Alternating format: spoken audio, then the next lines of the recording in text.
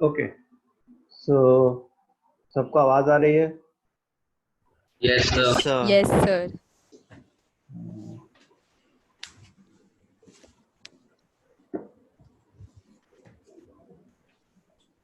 Last class में हम लोगों ने वो स्टार्ट किया था, क्या कहते हैं, थ्योरी ऑफ इक्वेशन स्टार्ट किया था हमने लास्ट क्लास। उसके कुछ क्वेश्चंस किए और आज हम लोग को उसको कंटिन्यू करना था। ठीक है, तो जल्दी से एक बार क्विक रिवीजन कर लेते हैं।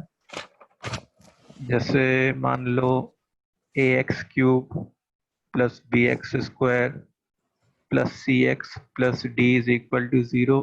ये एक क्यूबिक है जिसके मान लो 3 रूट्स हैं, alpha beta gamma.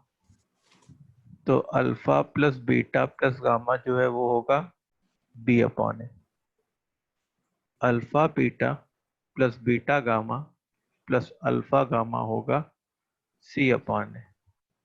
And alpha into beta into gamma जो होगा वो होगा -d/. माइनस डी अपॉन ए।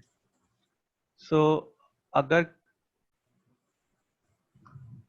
किसी क्वेश्चन में बी 0 है, मतलब एक्स स्क्वायर का टर्म नहीं है, इसका मतलब हम लोग को ये समझना चाहिए कि alpha plus beta plus gamma की वैल्यू क्या है? 0. 0। सिमिलरली अगर सी 0 है, मतलब एक्स का टर्म नहीं है, तो हमको ये समझना चाहिए कि alpha beta plus beta gamma plus alpha gamma की वैल्यू 0 है। और अगर जैसे मान लो D1 है, तो हम लोग को ये समझ लेना चाहिए कि अल्फा बीटा गामा की वैल्यू -1/a। ठीक है, तो ये वाली चीज कभी कुछ क्वेश्चंस को सॉल्व करने में हेल्प आ जाती है हमारी। अब क्वेश्चन क्वेश्चन लिखो। अब क्वेश्चन है अपना कि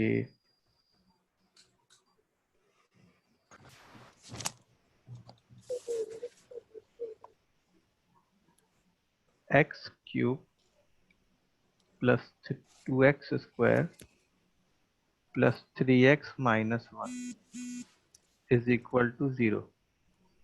इसके रूट्स हैं alpha beta gamma.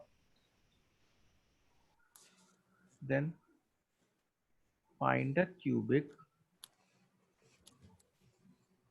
whose roots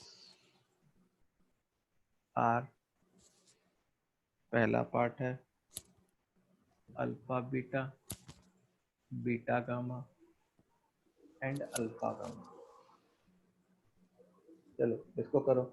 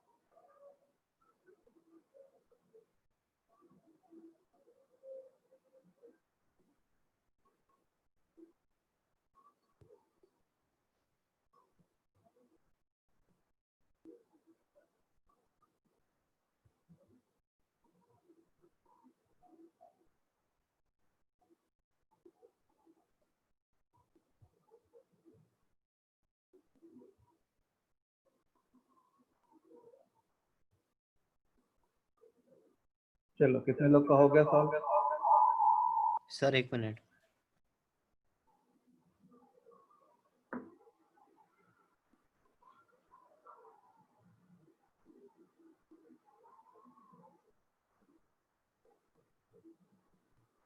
अच्छा इसको बताओ, हम लोग ट्रांसफॉर्मेशन ऑफ रूट से कर सकते थे क्या? हाँ सर। देखो ट्रांसफॉर्मेशन ऑफ रूट से करने के लिए इसको एक्सक्लूसिव अल्फा के टर्म्स में होना चाहिए, इसको एक्सक्लूसिव बीटा और इसको एक्सक्लूसिव गामा, जो कि है नहीं। अब हम लोग ने क्या किया, हम लोग ने देखा कि यहाँ पे प्रोडक्ट, यहाँ पे -1 लिखा है, इसका मतलब alpha beta gamma is equal to, अब देखो माइनस प्लस माइनस, मतलब माइनस ऑफ -1 अपॉन 1, क्योंकि एक्स क्यूब का तो कोफिशिएंट 1 है, मतलब अल्फा बीटा गामा जो है वो 1 आ गया। इसका मतलब अल्फा इंटू बीटा क्या हो जाएगा, 1/गामा, बीटा इंटू गामा क्या हो जाएगा, 1/अल्फा, एंड अल्फा इंटू गामा क्या हो जाएगा, 1/बीटा। इसका मतलब कि हम लोग को वो क्यूबिक चाहिए जिसके रूट 1/अल्फा, 1/बीटा एंड 1/गामा हो। अब अपने लिए क्वेश्चन इजी हो गया। अब हम लोग को क्या करना होगा, ट्रांसफॉर्मेशन ऑफ रूट से 1/अल्फा को x लेना होगा, तो alpha will become what, 1/x। अब जो ये वाला क्यूबिक है अपना, कौन सा क्यूबिक था, X cube plus 2x² plus 3x minus 1 is equal to 0। यहाँ पे हम लोग क्या करते, ये वैसे तो यहाँ पे अल्फा होता क्योंकि अल्फा इसका रूट है, और अल्फा की जगह अपने 1/x सब्स्टिट्यूट कर देते हैं, तो 1/x का whole cube plus 2/x² plus 3/x minus 1 is equal to 0। अब देखो, अब अगर तुम नीचे एलसीएम लो एक्स क्यूब का, तो you will get 1 plus 2x plus 3x² minus X cube is equal to 0। सही लिखा है? हाँ, जिससे -x³ plus 3x² plus 2x plus 1 is equal to 0, यही हमारा रिक्वायर्ड क्यूबिक है।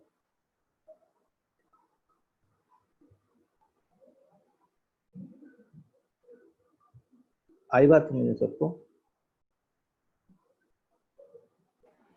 Yes sir. ओके, अब इसी का सेकंड पार्ट। सर हाँ सर आप वो 1/अल्फा 1/बीटा एंड 1/गामा के बाद से एक बार फिर से समझाओ ना। देखो, जैसे ये रूट चाहिए हम लोग को, फिर ट्रांसफॉर्मेशन ऑफ रूट्स में हम लोग ने जो पहले एक टॉपिक पढ़ा था ट्रांसफॉर्मेशन ऑफ रूट्स, उसमें हम लोग ने ये सीखा था कि जो भी हम लोग को डिजायर्ड रूट चाहिए उसको हम लोग x लिख लेते हैं। तो जैसे 1/अल्फा को x लिख लिए, तो इससे अल्फा क्या आ जाएगा, जैसे इसको क्रॉस मल्टीप्लाई कर दो, तो अल्फा विल बिकम 1/x। फिर उसके बाद यहाँ पे ये वाली जो क्वांटिटी आई, जो अल्फा की वैल्यू आई, उसको x की जगह पुट कर दिए, x की जगह 1/x पुट कर दिए, तो 1/x का whole cube plus 2/x² plus 3/x minus 1 is equal to 0। जहाँ जहाँ x था वहाँ 1/x पुट कर दिया।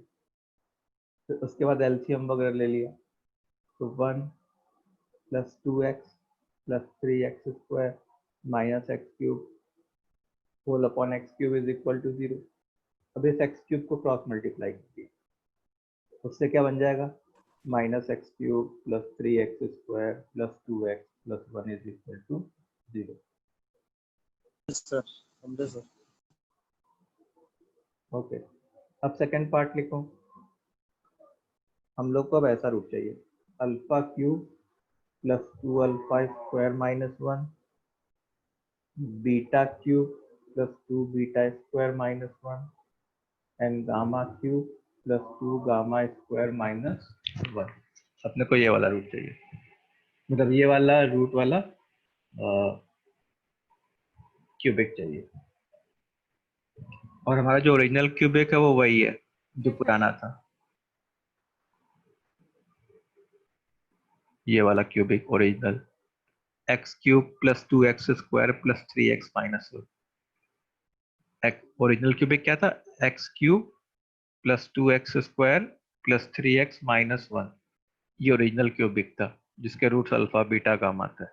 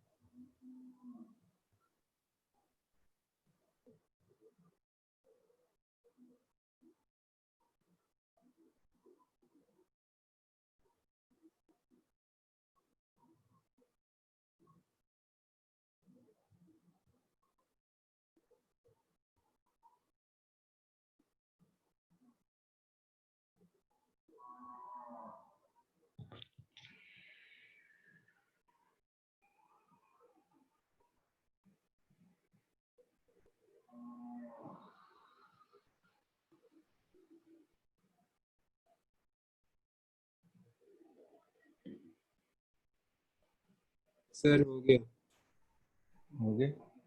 सर, ट्रांसफॉर्मेशन ऑफ रूट से आ रही है। ओके, सो अगर तुम इसमें ऑब्जर्व करो, इफ यू ऑब्जर्व दिस, तो सब्स्टिट्यूट करेंगे ना, तो जैसे अल्फा इसका रूट है, तो alpha cube plus 2 alpha square plus 3 alpha minus 1 is equal to 0। अच्छा, जो हमारा रिक्वायर्ड रूट है alpha cube plus 2 alpha square minus 1, तो उससे हम लोग क्या लिख सकते हैं कि alpha cube plus 2 alpha square minus 1 जो है वो माइनस 3 अल्फा के बराबर आता। इसका मतलब ये वाला रूट क्या हो जाता, माइनस 3 अल्फा। सिमिलरली ये वाला क्या हो जाता, माइनस 3 बीटा, और ये वाला क्या हो जाता, माइनस 3 गामा। ठीक है, सो सर आपकी आवाज बहुत कम आ रही है।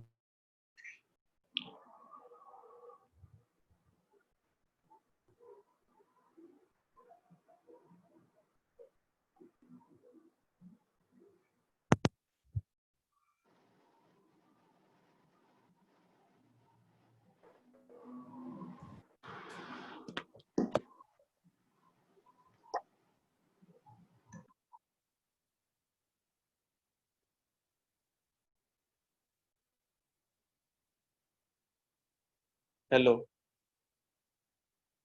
अभी आवाज आ रही सही? Yes yes sir. ओके, सो तो अब देखो, ये minus 3 alpha minus 3 beta minus 3 gamma, ये वाले रूट्स चाहिए। तो हम लोग ने क्या किया, जैसे माइनस 3 अल्फा को x मान लिया, तो उससे x क्या हो, सॉरी उससे अल्फा क्या हो गया, x by -3। Minus X by 3। फिर उसके बाद अल्फा की जगह ये हम लोग ने सब्स्टिट्यूट किया। So in place of alpha I will substitute like this, minus of X by 3 का whole cube plus 2 times minus of X by 3 का whole square plus 3 times minus of X by 3 minus 1 is equal to 0। तो इससे जो है क्या बनेगा, minus X cube by 27 plus 2 times X square by 9 minus X minus 1 is equal to 0। तो अगर मैं 27 का एलसीएम ले लूं तो I will get minus X cube 6 X square minus 27 X minus 27 is equal to 0। अब इस 27 को क्रॉस मल्टीप्लाई कर दो, तो हमारा आंसर क्या आ गया, minus X cube plus 6 X square minus 26x minus 27 is equal to 0। और यही हमारा रिक्वायर्ड क्वाड्रेटिक है। ये हमारा क्या है, रिक्वायर्ड क्वाड्रेटिक है, सॉरी रिक्वायर्ड क्यूबिक है, not quadratic. This is our required cubic answer है ये हमारा। समझा सबने? सब लोग एक बार चैट बॉक्स में कमेंट करेंगे। Okay. Yes sir. ये क्लियर है सबको?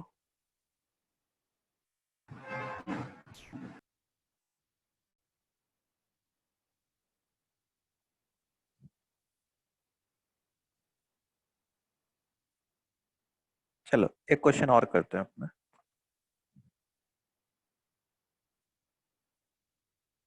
Next question is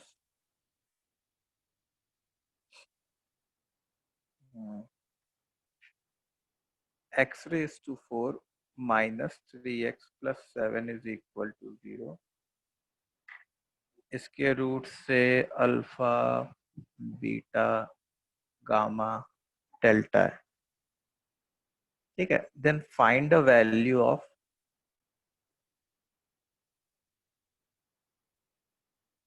alpha raise to 4 plus 4 into beta raise to 4 plus 4 into gamma raise to 4 plus 4 into delta raise to 4 plus 4। हम लोग को क्या करना है? इसकी वैल्यू फाइंड करनी है।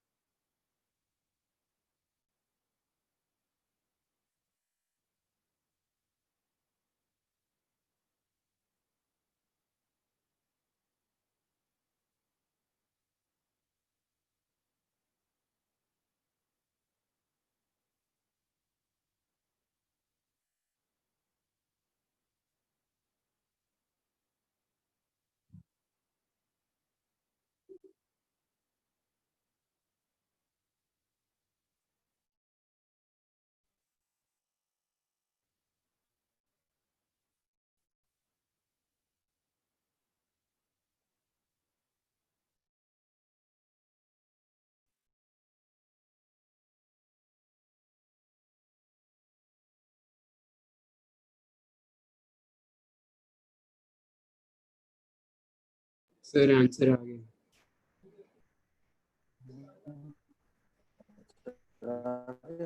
Sir 3 raised to 4 into 5।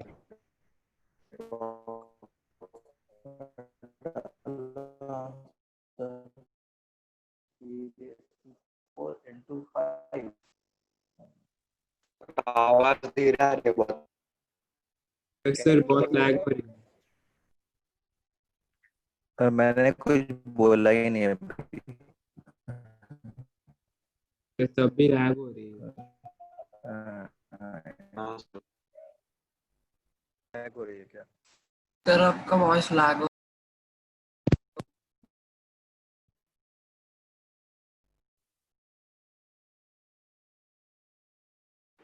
Sir बहुत लैग हो रहा है। हेलो, अभी ठीक है? यस सर अभी ठीक है।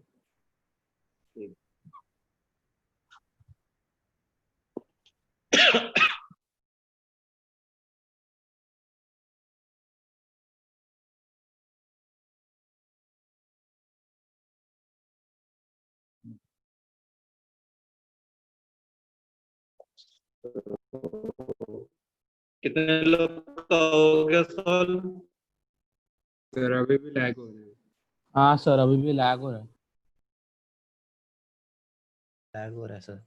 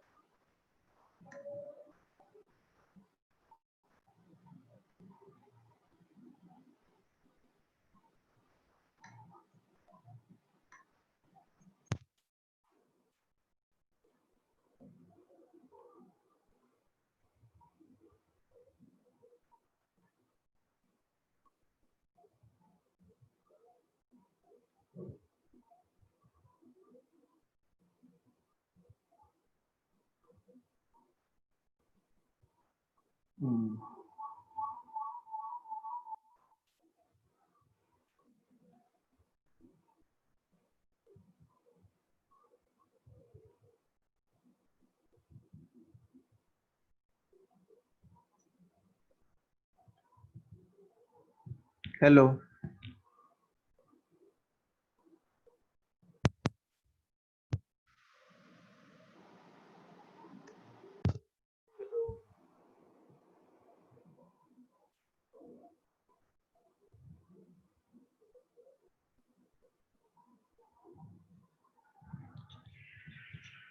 अभी ठीक आ रही है? Yes, sir.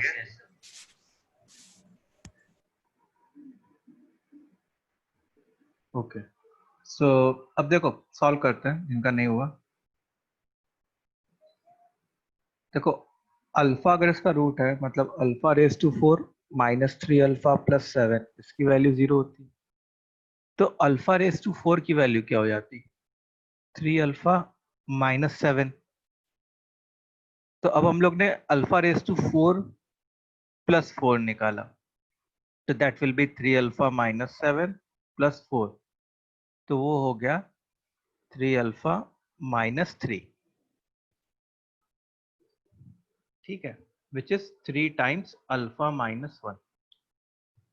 तो अगर अब तुम जो हम लोग को फाइंड करना है उसको अगर तुम देखोगे तो मैं लिख सकता हूँ that will be 3 times alpha -1 into 3 times beta -1, ये वाली चीज, into 3 times gamma -1 into 3 times delta -1,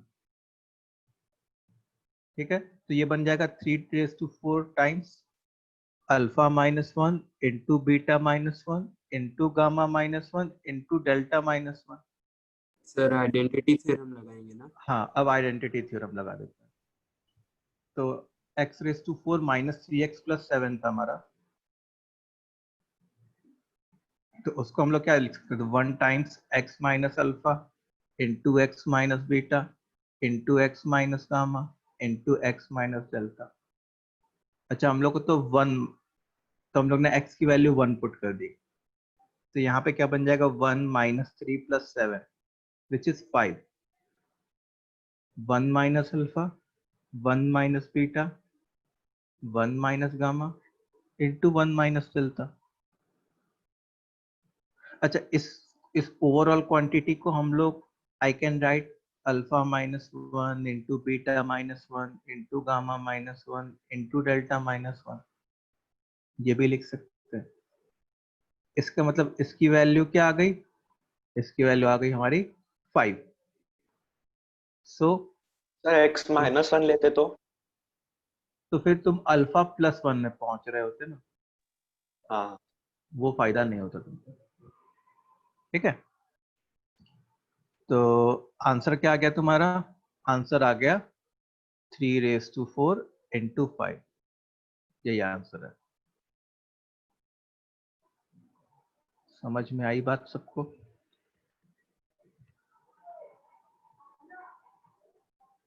आगे बढ़ा जाए अपने। स्टूडेंट्स, किसी को डाउट है तुम लोग में से?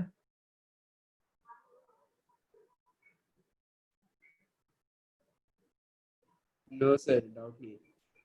चलो, किसी को भी नहीं है ना, तो आगे बढ़ते अपन। तो नेक्स्ट क्वेश्चन है,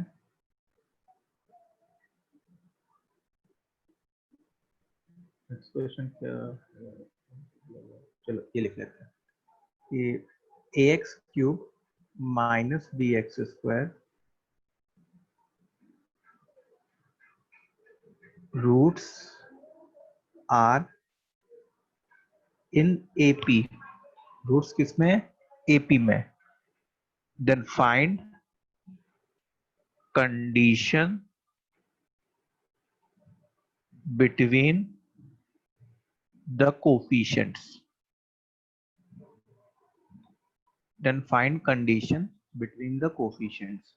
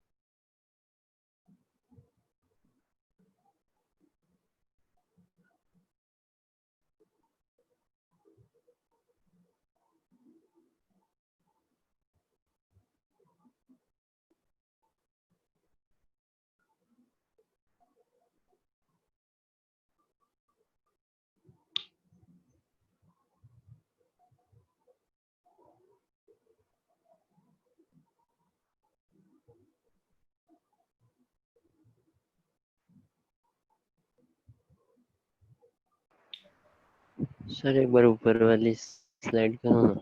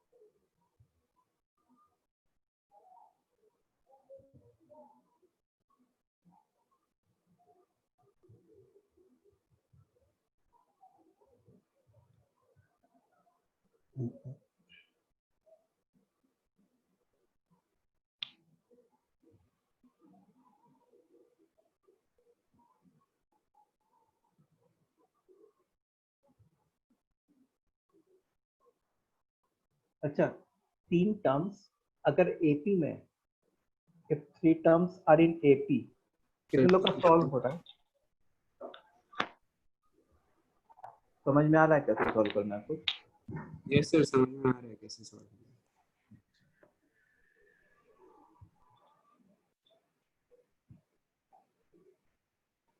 देखो, अगर 3 टर्म्स एपी में, तो उसको हम लोग कैसे डिनोट कर सकते थे? मतलब तुम लोग ने 10th में सीखा होगा कि if 3 terms are in AP, तो a minus d, a and a plus A d plus से D। हम लोग लेते थे। अच्छा, यहाँ पे a और d ऑलरेडी यूज हो चुका है, तो हम अल्फा लोग, यूज कर लेते हैं।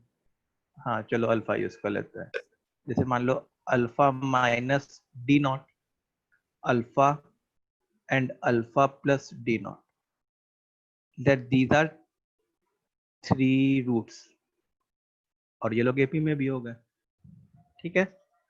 अच्छा, एपी में सबसे अच्छा फायदा क्या होता है ना, जैसे मान लो 3 टर्म्स एपी में, तो सम निकालने से एक फायदा हो जाता है कि इन तीनों का सम जब निकालोगे तो डी नॉट और डी नॉट क्या हो जाएगा? कैंसिल हो जाएगा।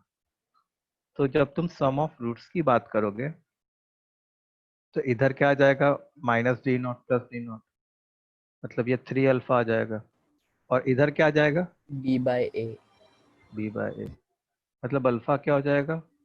b by 3a। B by 3 आ गया।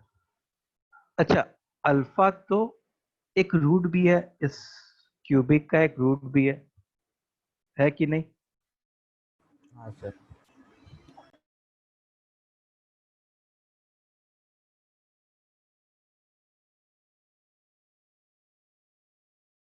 Cubic, therefore it should satisfy that cubic, उसको, उस क्यूबिक को सेटिस्फाई करना चाहिए। तो हम लोग ने क्या किया कि जहां जहां x था वहां वहां b बाय 3a सब्स्टिट्यूट कर दिया।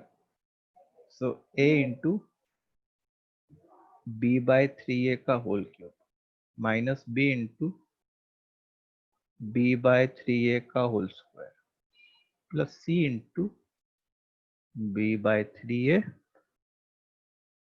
Minus d is equal to 0। इतनी बात सबको समझ में आ रही है? So this will become a into b cube by 27a cube minus b cube by 9a square plus BC by 3A minus D is equal to 0। So 27A cube का अगर मैं एलसीएम, सॉरी एक ए तो cancel हो जाएगा, तो 27A square का अगर मैं एलसीएम ले लूं तो I will get B cube minus 3B cube plus 9ABC minus 27A square D is equal to 0। अब इसको उधर लेके चले गए, 0 के उस साइड लेके चले गए, इसका मतलब हमारा न्यूमरेटर क्या हो गया, B cube minus 3B cube मतलब minus 2B cube plus 9ABC minus 27A square D is equal to 0। बस यही जो आया वो अपना क्या आ गया, answer. Conditions on ABC D, coefficients के बीच में कंडीशंस आ गई।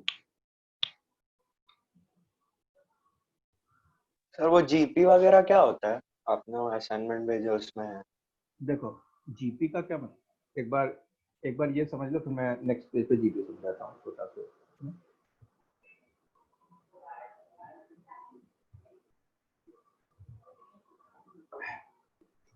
ये सबको समझ में आ गया? Shall I move to next page? हाँ, सबको समझ में आ रहा है कि नहीं, कैसे हो रहा है? बाउंसर तो नहीं जा रहा ना? No sir.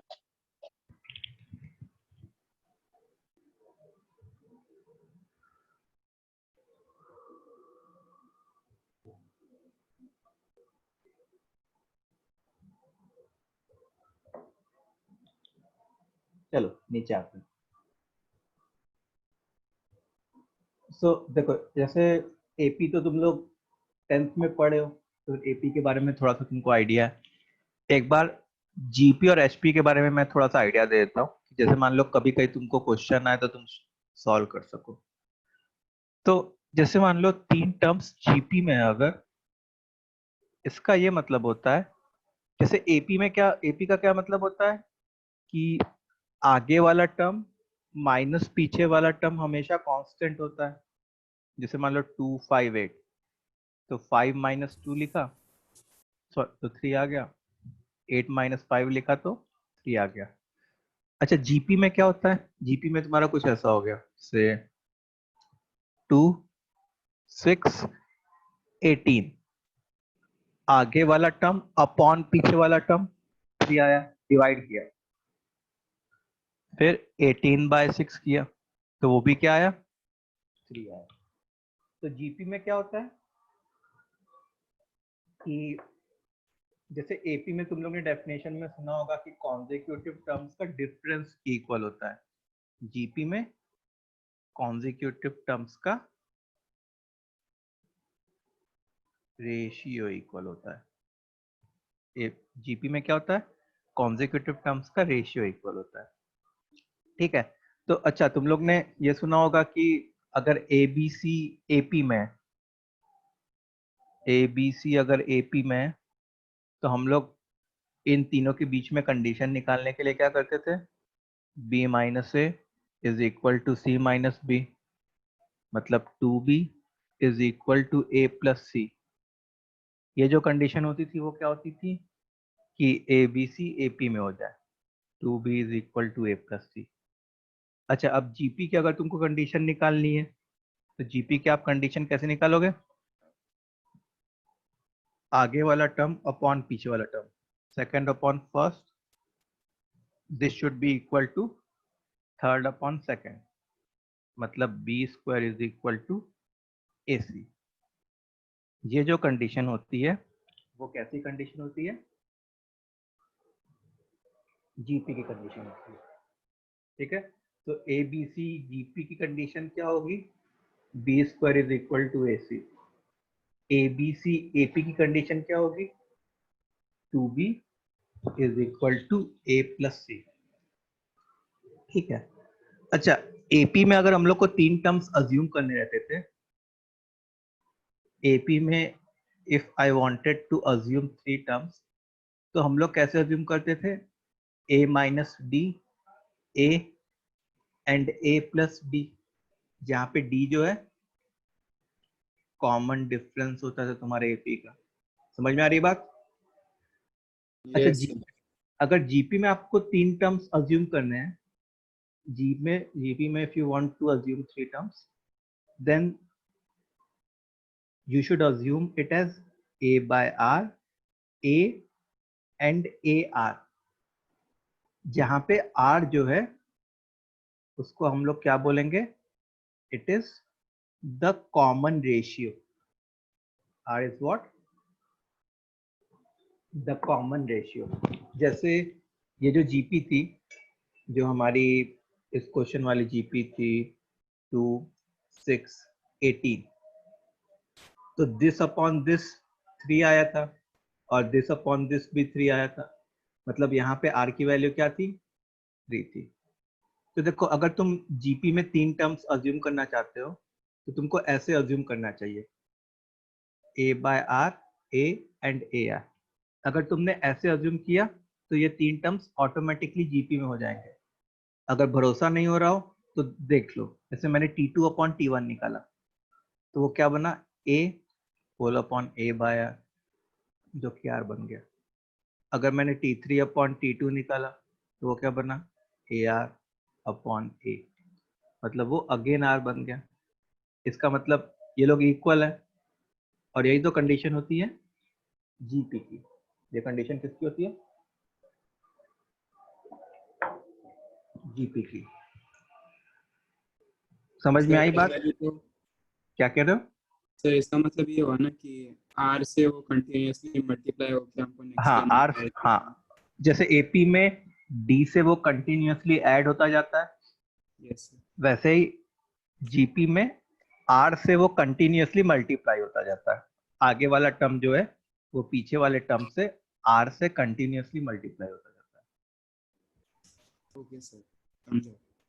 ठीक है, तो जैसे मान लो अगर मेरे को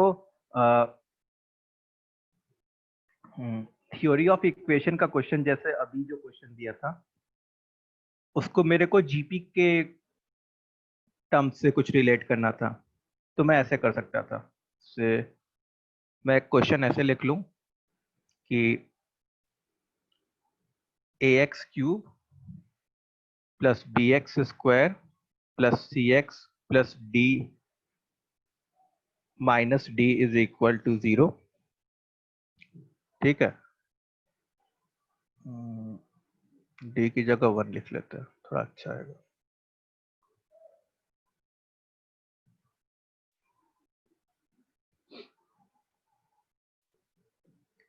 ठीक है, इसके 3 रूट्स हैं। All 3 roots are in GP, then find relation between A, B, C. Then find relation between A, B, C. करो, इसको करो खुद से।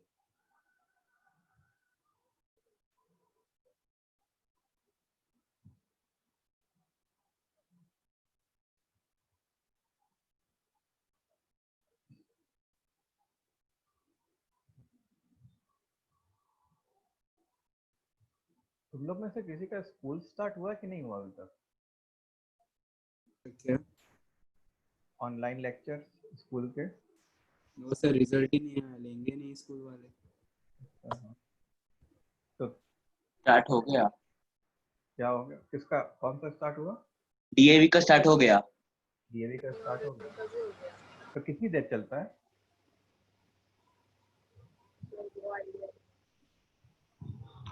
अच्छा, तुम लोग में से कोई डीएवी में नहीं है?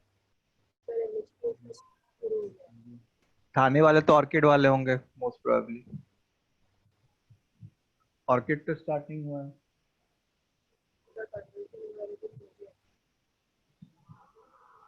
डीएवी से ऊपर इंटीग्रेटेड कर रहा हूँ।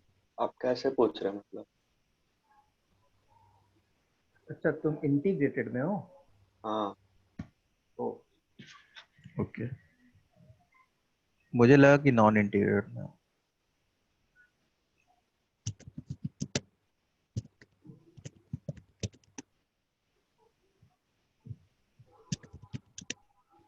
चलो आया रिलेशन ए बी सी के बीच में।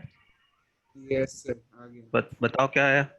सर x की वैल्यू 1/a पुट करेंगे तो आंसर आ रहा है।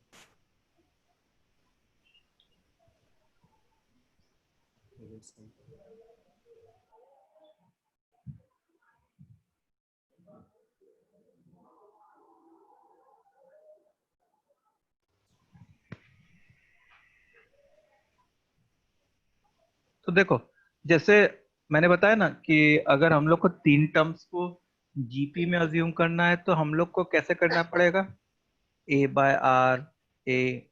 तो यहाँ पे ए तो ऑलरेडी यूज हो चुका है, मैं क्या लिखूंगा, A naught by R, A naught and A naught R. अच्छा, जैसे एपी में तीन टर्म्स को ऐड करने का फायदा होता है, वैसे ही जीपी में तीन टर्म्स को मल्टीप्लाई करने का फायदा होता है। ठीक है, तो देखो, अगर तुम प्रोडक्ट ऑफ रूट्स लिखना चाहोगे तो माइनस प्लस माइनस, तो वो 1/a आ जाता, और यहाँ पे आ जाता क्या, this into this into this, R R cancel हो जाता, मतलब ए नॉट क्यूब। इसका मतलब ए नॉट की वैल्यू क्या आ जाती, 1/a⁻⁻³ फिर सेम कहानी, क्योंकि ए नॉट इसका रूट है, इसका मतलब इसको सेटिस्फाई करना चाहिए। आ रहा है प्रोसीजर समझ में। Since A naught is the root, तो ax³ plus bx² plus cx−1 is equal to 0। तो क्योंकि ए नॉट इसका रूट है, तो a into A naught cube मतलब b plus A naught, b into A naught square plus c upon a⁻⁻³ is equal to 0। अब देखो, ये a bye a और ये 1 कैंसिल हो जाता, तो ultimately we will be getting b plus c into a⁻⁻³ is equal to 0। और यही अब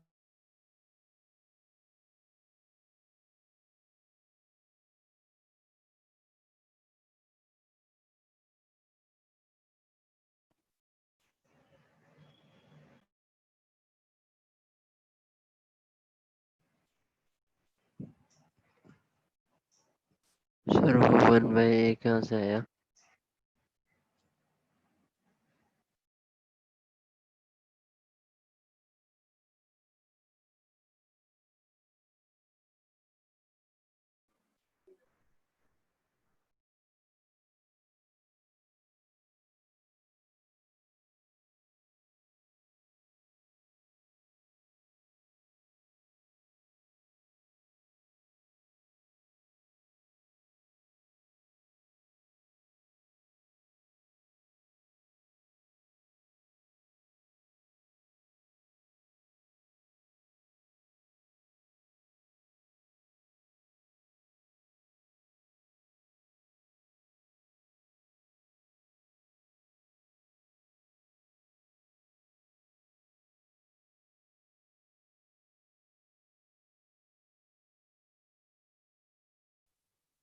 एक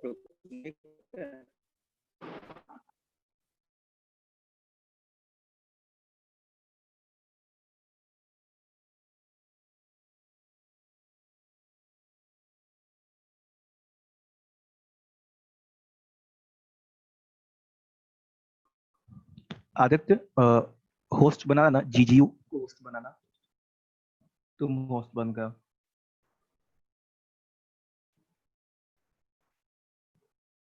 थैंक्स।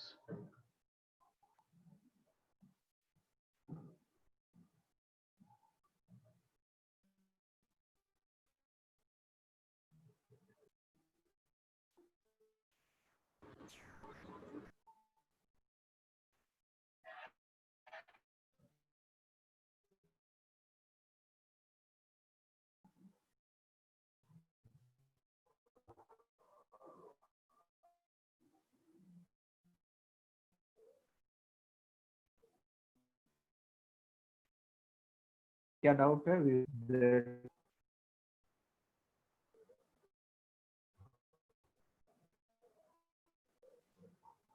सर वो सेकंड स्टेप से वो वीडियो थोड़ा लैग हो गया तो समझा नहीं था।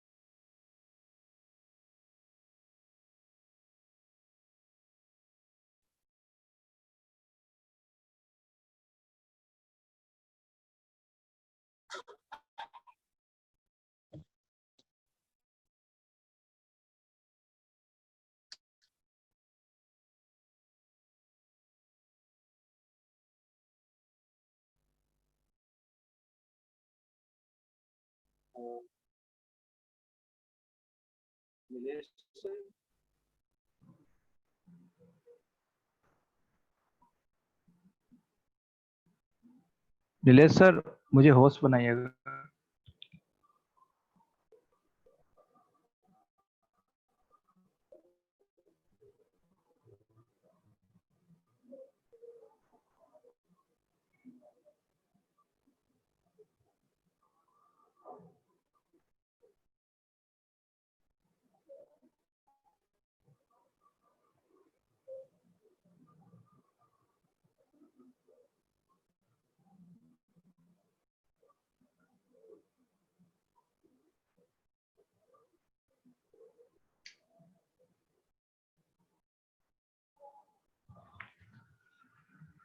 पता नहीं यार कैसे चेंज होता है। Hello yes sir. अरे यार, इसको बोलना चाहिए तो बोल ही नहीं रहा। नीलेश सर सर आप उनको कॉल करके देखो एक बार।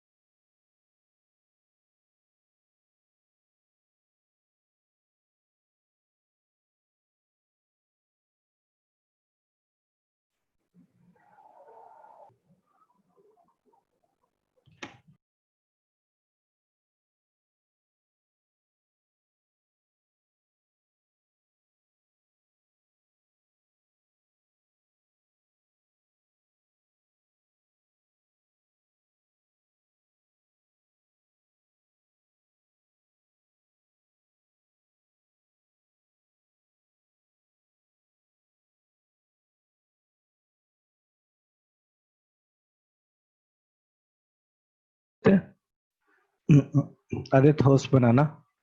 ठीक है।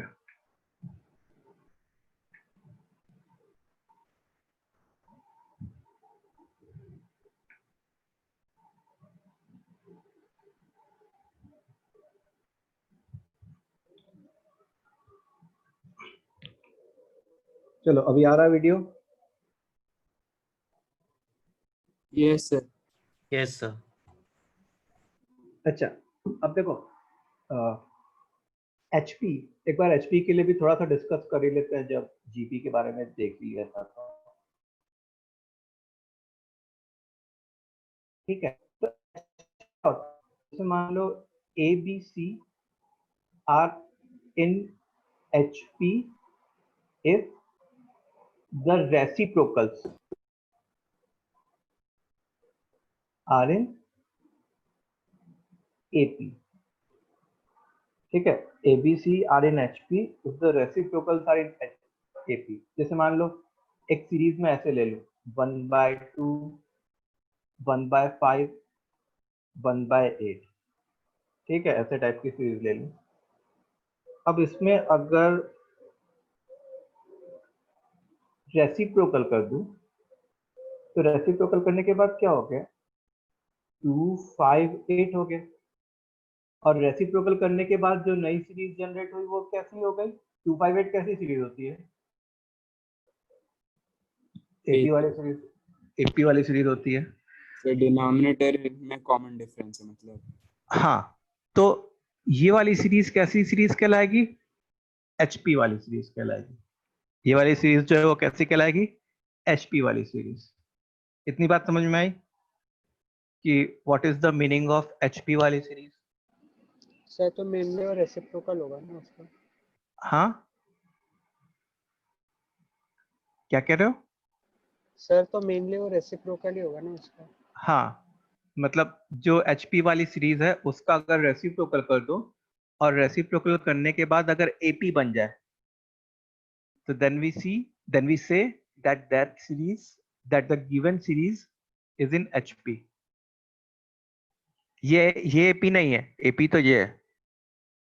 इसको रेसिप्रोकल किया और रेसिप्रोकल करने के बाद अगर जो नई सीरीज जनरेट हुई वो एपी जनरेट हो गई तो गिवन सीरीज किस में होगी, एचपी में। तो अगर मान लो ए बी सी एचपी में, इसका क्या मतलब होगा कि 1/A, 1/B, 1/C किस में होगा, एपी में होगा।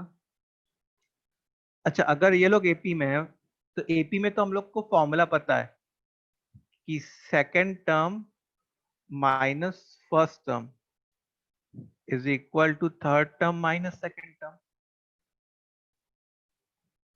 तो अगर इसको ऐसे तुम ट्रांसफर करो तो you will be getting 2/B is equal to 1/A plus 1/C। अब अगर तुमने एलसीएम ले लिया AC, तो इधर C प्लस A आ गया और इधर 2/B आ गया। तो यहां से अगर तुम B को सब्जेक्ट बनाओ तो B will be 2AC upon A plus C। B will be what, 2AC upon A plus C. Therefore, condition for ABC in HP will be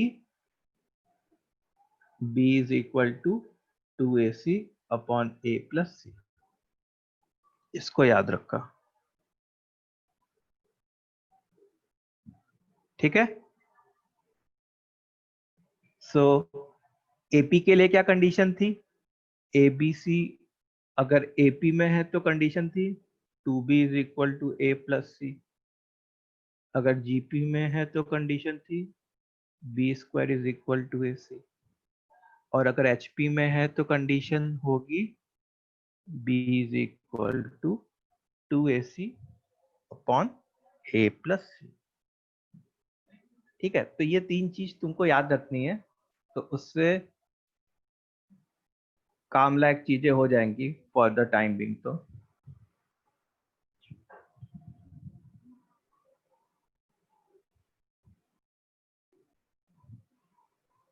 चलिए, जीपी और एचपी का फुल फॉर्म क्या है। अच्छा, GP और HP का full form क्या है, जीपी का फुल फॉर्म होता है जियोमेट्रिक प्रोग्रेशन और एचपी का फुल फॉर्म होता है हार्मोनिक प्रोग्रेशन।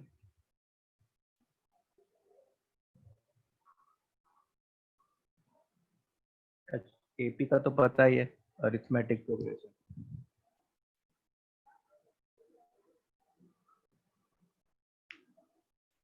सो समझा सबने।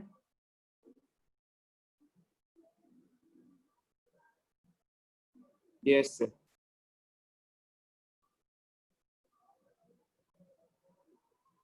ओके अच्छा, अब हम लोग आगे बढ़ते हैं जैसे नेक्स्ट क्वेश्चन पे। क्वेश्चन है कि मान लो px है एक polynomial, let px is a polynomial of degree 3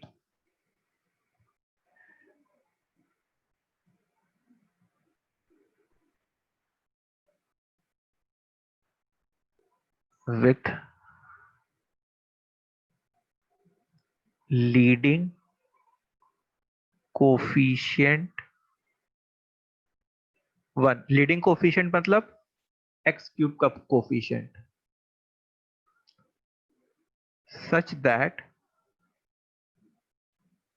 p of 1 is equal to 1, p of 2 is equal to 2 and p of 3 is equal to 3. Then find say p of 5, p of 5 find करो।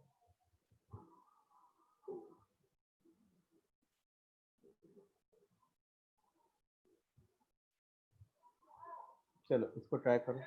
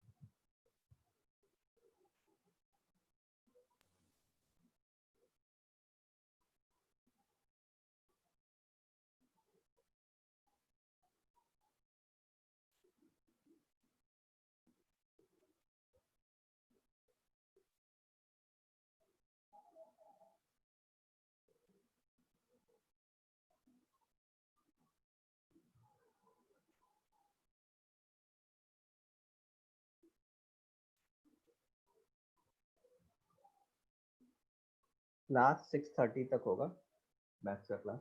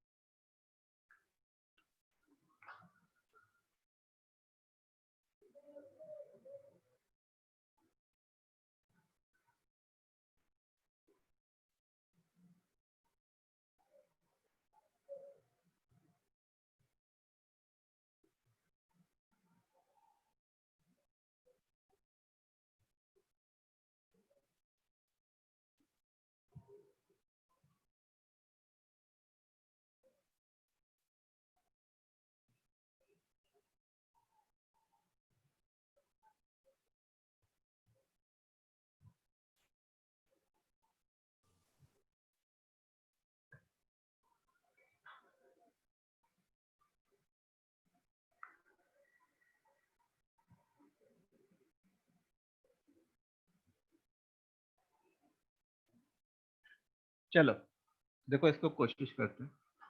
देखो एक तो इसका conventional method होता।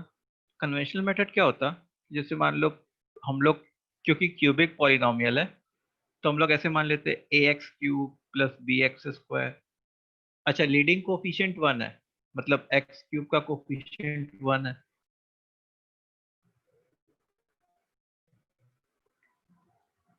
ठीक है, हम लोग जैसे पी एक्स को ऐसे मान लेते हैं। अब P of 1 is equal to 1। अच्छा, कितने लोग कहें कि P of 5 is equal to 5 आ जाएगा आंसर? सर मैं 5। No sir.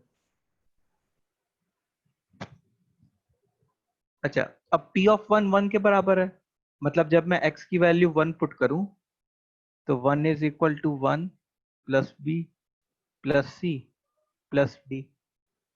सिमिलरली जब मैं x की वैल्यू 2 पुट करूं तो यहाँ पे p ऑफ 2 होता, 2 is equal to 8 plus 2b plus 2c plus D. अच्छा, अगर मैं x की वैल्यू 3 पुट करूं तो 3 इज इक्वल टू 27, यहाँ पे 2 नहीं, यहाँ पे 4 होता, plus 9b plus 3c plus D. ठीक है, तो यहाँ से b plus C plus D 0 आ जाता, फिर यहाँ से 4b plus 2c plus D minus 9b plus 3c D minus 24 आ जाता। क्या जाता? माइनस 24।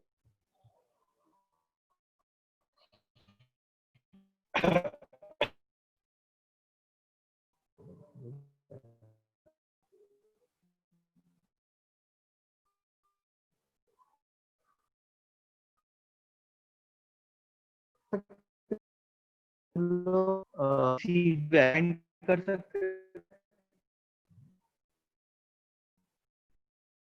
सर वॉइस लैग हो रहा है। से अपने क्या था ये लैग हो रही है।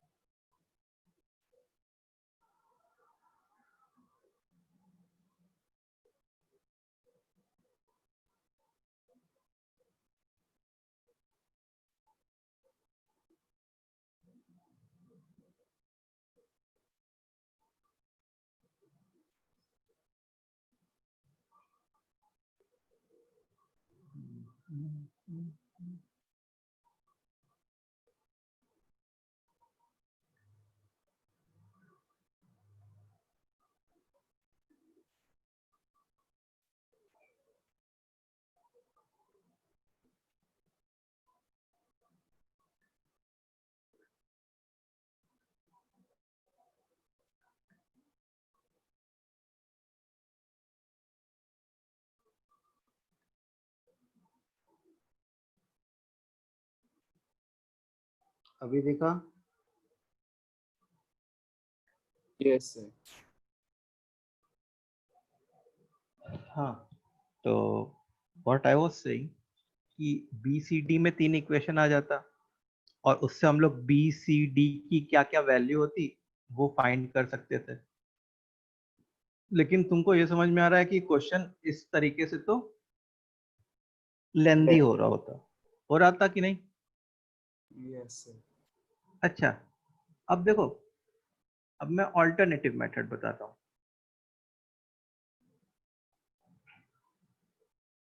तो ऑल्टरनेटिव मेथड में क्या है, देखो p ऑफ 1 1 के बराबर है, p ऑफ 2 2 के बराबर है, p ऑफ 3 3 के बराबर है। इसका मतलब जो चीज अंदर है सेम चीज बाहर भी है। अच्छा, px जो है वो क्यूबिक है। कैसा पॉलिनोमियल है? क्यूबिक। तो px को देखो, अगर मैं ऐसे लिख दूं, अब देखो क्योंकि उसका लीडिंग कोफिशिएंट 1 है तो मैं ऐसे लिख दूं, अगर x minus 1 into X minus 2 into X minus 3 plus x. ठीक है, क्या लिखा? X minus 1 into X minus 2 into X minus 3 plus x. तो इससे अगर तुम देखो तो P ऑफ 1, जब x की वैल्यू 1 पुट करते तो ये वाला टर्म 0 हो जाता और ये वाला टर्म 1 हो जाता, तो इससे P ऑफ 1 1 आ जाता। जब x की वैल्यू 2 पुट करते तो ये वाला टर्म 0 हो जाता और ये 2 हो जाता, तो P ऑफ 2 2 हो जाता। जब x की वैल्यू 3 पुट करते तो ये वाला टर्म 0 हो जाता और ये वाला 3 हो जाता, तो P ऑफ 3 3 हो जाता। इसका मतलब Px को इस फॉर्म में लिखने से क्या हो रहा है हमारा कि हमको वो क्यूबिक ही मिल गया जिस क्यूबिक की डिमांड थी। अच्छा, लीडिंग कोफिशिएंट 1 लिखने का क्या मतलब था? क्यों लीडिंग कोफिशिएंट 1 लिखा हमने? क्योंकि जैसे मान लो तुम इनको मल्टीप्लाई करते तो एक क्यूबिक बनता। अब यहाँ पे 1 से मल्टीप्लाई किया तभी तो एक्स क्यूब इंटू 1 बनता। ऐसे जनरली हम लोग को क्या लिखना चाहिए? अगर मैं लीडिंग कोफिशिएंट 1 नहीं देता तो मेरे को यहाँ पे a लिख देना चाहिए। उससे क्या होता? उससे ax क्यूब बन रहा होता हमारा। ठीक है, क्योंकि लीडिंग कोफिशिएंट 1 दिया हुआ है इसलिए हम लोगों ने 1 लिखा। अब इससे क्या बना? इससे क्यूबिक बन गया हमारा, जो क्यूबिक हमको चाहिए था। अब हम लोग को क्या फाइंड करना है? P of 5। We have to find P of 5। तो P ऑफ 5 क्या होगा? 5 minus 1 into 5 minus 2 into 5 minus 3 plus 5। तो कितना बन गया? 4 इंटू 3 इंटू 2 प्लस 5, तो 12 24 29।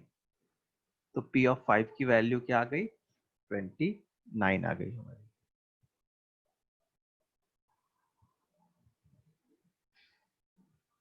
आया समझ में? इसको शॉर्टकट टेक्निक से कैसे किया हम लोगों ने इस क्वेश्चन को। Yes sir. तो इस टेक्निक से क्या हुआ कि हम लोग ने पूरा के पूरा क्यूबिक ही लिख लिया एक बार में। अगर लीडिंग कोफिशिएंट 1 दिया हुआ है तो इसलिए यहाँ पे 1 से मल्टीप्लाई करेंगे। अगर लीडिंग कोफिशिएंट कुछ भी नहीं दिया हुआ, लीडिंग कोफिशिएंट के बारे में इंफॉर्मेशन नहीं दी होती, तो यहाँ पे हम लोग किससे मल्टीप्लाई करते हैं? ए से मल्टीप्लाई। यहाँ पे हम लोग किससे मल्टीप्लाई करते हैं? ए से मल्टीप्लाई करते। So everyone please comment that is this question clear? Yes button use नहीं करना है ना? क्या क्या बोल रहे? इससे पहले वाला मेथड यूज करना है क्या? पहले वाला, जब हमारे कोई छोटे वाले मेथड से क्वेश्चन सॉल्व हो जा रहा है तो पहले वाला मेथड यूज करने की जरूरत ही नहीं है। पहला वाला मेथड तो वो कन्वेंशनल मेथड होता जिसको मैं बता रहा था ऐसे कि हाँ इस तरीके से मान लो कर सकते हैं। ठीक है, लेकिन that would be too lengthy. Okay sir. और किसी को कोई डाउट? सर ये पहला वाला मेथड दिखाओ ना। पहला वाला मेथड, एक मिनट। पहला वाला मेथड तो वैसा मेथड है कि वो क्यूबिक मान लिया कि px जो है वो x cube plus bx square plus cx plus t है। अब x की वैल्यू 1 डाली तो p of 1 is equal to 1, 1 is equal to 1 plus b plus c plus d। फिर 2 डाली तो p of 2 is equal to 2 is equal to 8 plus 4b plus 2c plus t। फिर 3 डाली तो इससे क्या हो जाता है कि बी सी डी में अपने पास 3 इक्वेशंस आ जाते, उसको सॉल्व करते तो बी सी डी की अपनी वैल्यू आ जाती। लेकिन ये वाला मेथड क्या हो जाता हमारा? लेंदी हो जाता। ठीक है, यस सर, समझा। ओके। सो अब इसी बेसिस पे एक और क्वेश्चन करेंगे। let px be a polynomial of degree 5, जहाँ पे p of 1 3 है, p of 2 5 है, p of 3 7 है, p of 4 9 है। ठीक है, p of 5 फिर x का 11 है, कोएफिशिएंट क्या है? वो x नहीं दिया हुआ है। x raised to 5 का नहीं दिया है। x रेस टू 5 का कोफिशिएंट नहीं दिया हुआ है इस बार क्वेश्चन में हमारे को। ठीक है, p of 6 इज से 6, मान लो ऐसा दिया हुआ है, p of 6 इज 6। ठीक है, then find p of 7, p of 7 find करना है।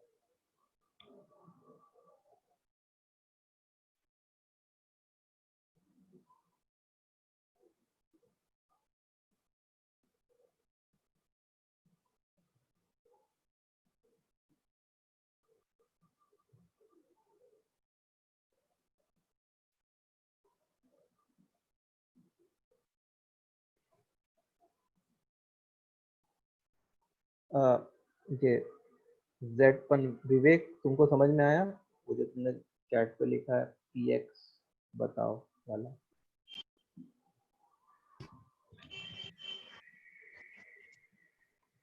सर वो x -1 वाले से नहीं, तुमने x कुछ चैट बॉक्स में लिखा है ना px, हाँ वो बताओ ना सर।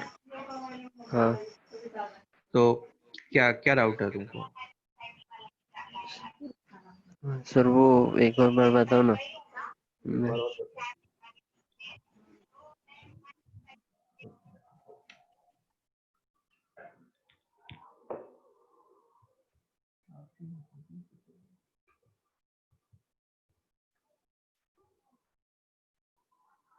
ठीक है,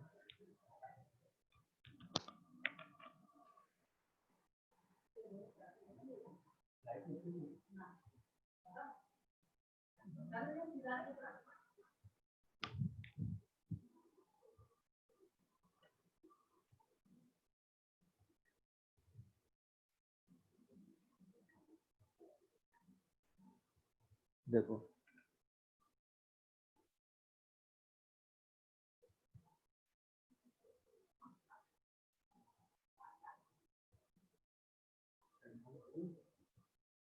p of 1 देखो 1 के बराबर है, p of 2 2 के बराबर है, और p of 3 3 के बराबर है।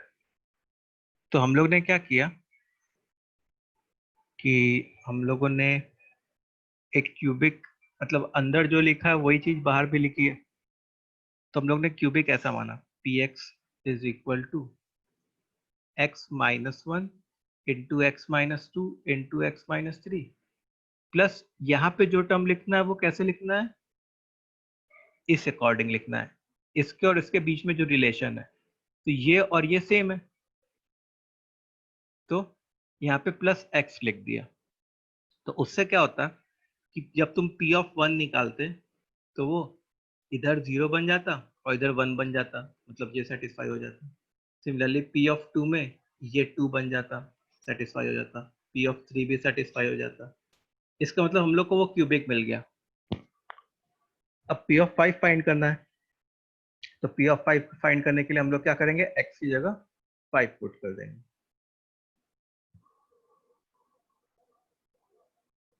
तो उससे p ऑफ 5 आ जाता है।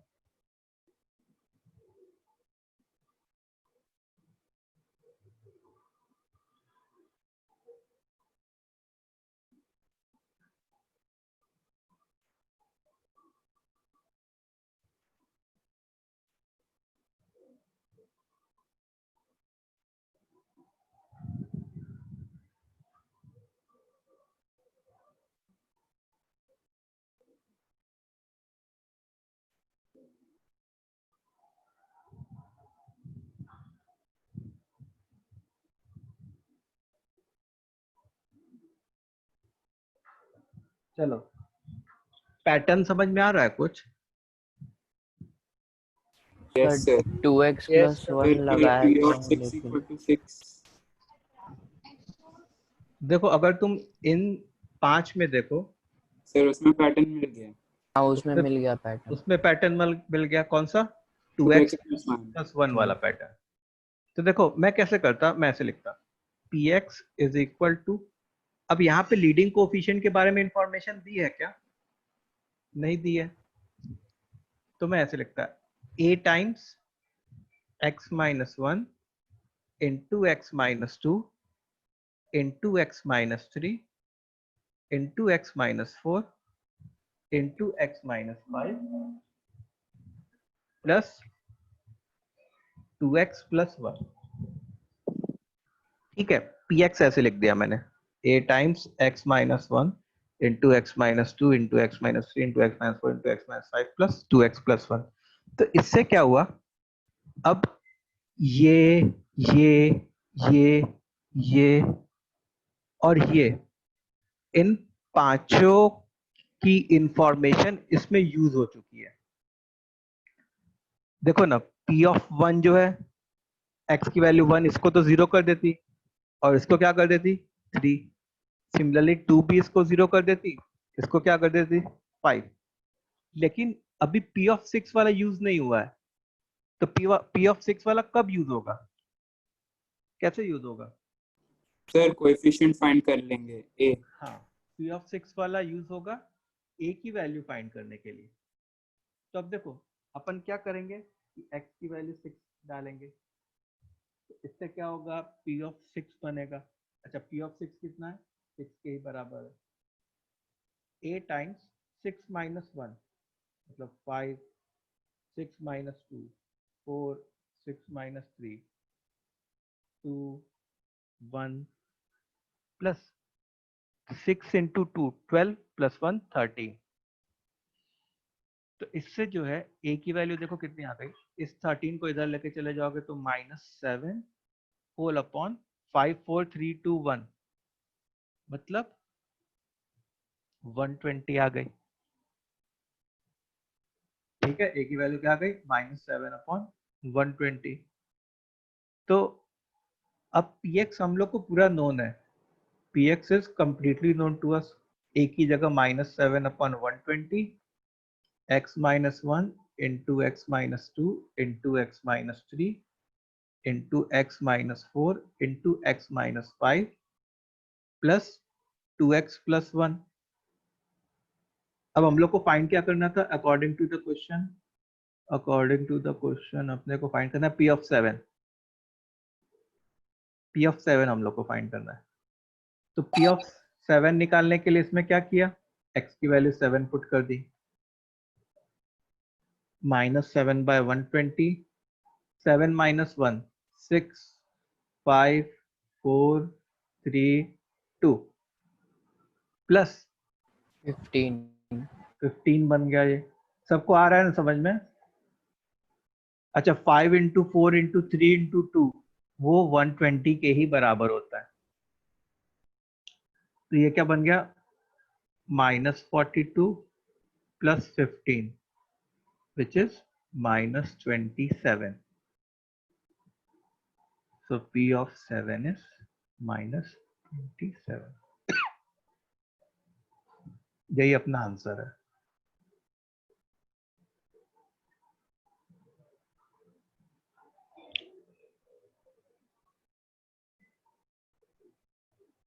ठीक है,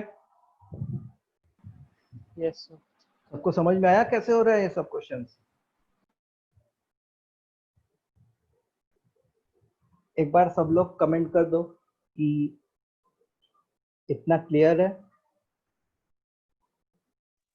सर और एक क्वेश्चन दो।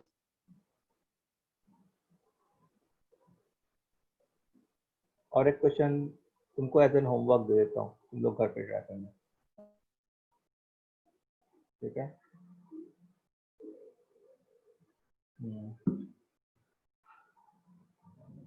3 of 1 is equal to 1, p of 2 is equal to 4, p of 3 is equal to 9, P of 4 is equal to 16.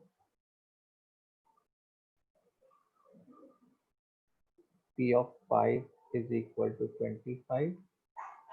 And P of 6 is equal to 36. ठीक है, Px एक डिग्री 5 का पॉलिनोमियल है। Px एक degree 5 का polynomial है। Then find P of 7. Then find P of 7. एक minute.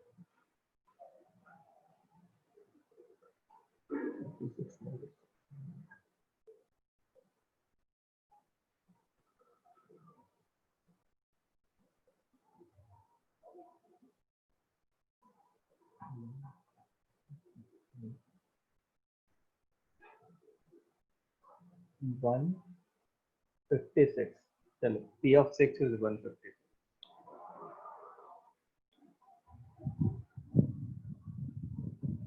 ठीक है, इसको घर पे ट्राई करना तुम लोग। सो सब लोग कमेंट करेंगे कि आज का सेशन समझ में आया तुम लोग को? Yes sir. Yes sir. बाकी लोग, केवल 2 लोग कमेंट किए अभी तक, बाकी सब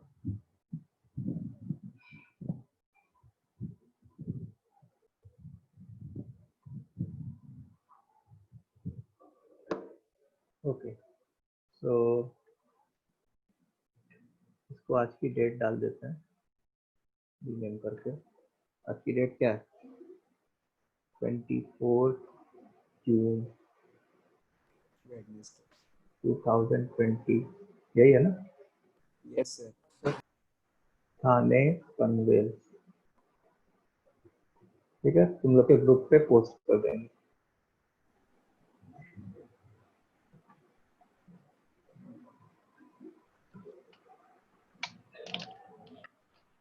चलो ओके, तो आज का सेशन हम लोग यहीं पे एंड करते हैं। अब हमारा क्लास कब होगा?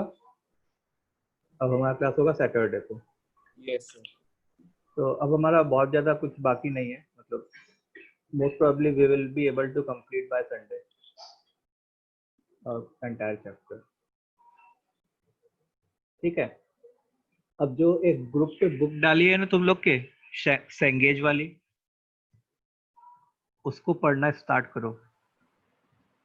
ठीक है, थ्योरी ऑफ इक्वेशंस में। Yes sir. Okay sir, bye sir. Bye sir, thank you sir. Bye bye.